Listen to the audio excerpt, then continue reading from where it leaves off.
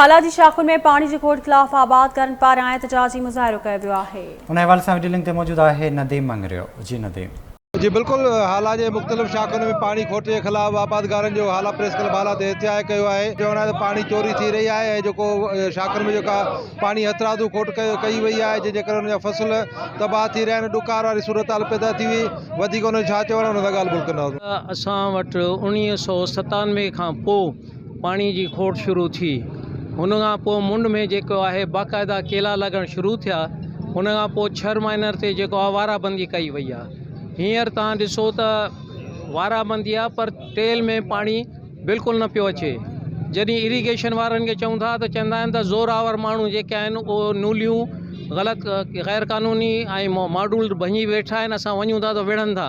6 minor जा आबादगार गॾु थी ऐं तारा डाउन जा आबादगार गॾु थी इन पाणी चोरनि जे ख़िलाफ़ ही एहतजाज करे रहिया आहियूं।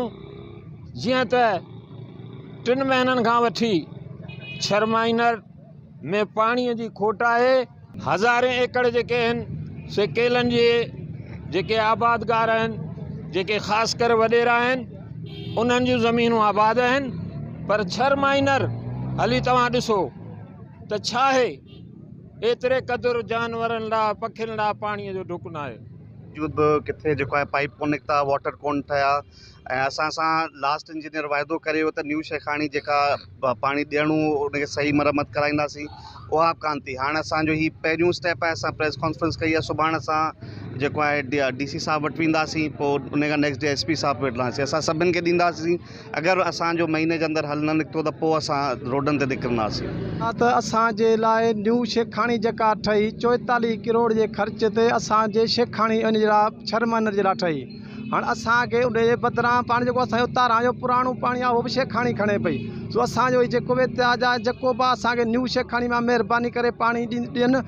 6 माइनर में 4 महीननि खां वठी सुके पई। असां लाइ बहितर में बहितर लती माइनर रहंदी, जेको पाणी असांखे 2 कलाकनि में हिते टेल ते पहुचंदो।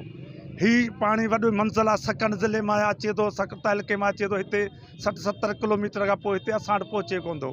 असांजे मेन मसइलो इहो आहे त असांजे ज़मीन जो पाणी खारो आहे, माल मरनि पिया। पीअण लाइ पाणी ख़ुदा जो कसम असीं ॿिए हंधा भरियो अचूं। बिल्कुलु आबादगारनि चयो त पाणी न हुअण जे सबबु जेको ज़मीनूं बंजर थी वियूं आहिनि। पाणी जेको शाखुनि में पाणी न हुअण जे करे जानवर बि जेको ईअं मरी रहिया आहिनि। पीअण लाइ पाणी न आहे। हिन मुतालबो कयो आहे त 6 माइनर ऐं तारा टेल खे जेको लती माइनर मां पाणी ॾिनो वञे त जीअं फसल आबाद करे सघनि। जी।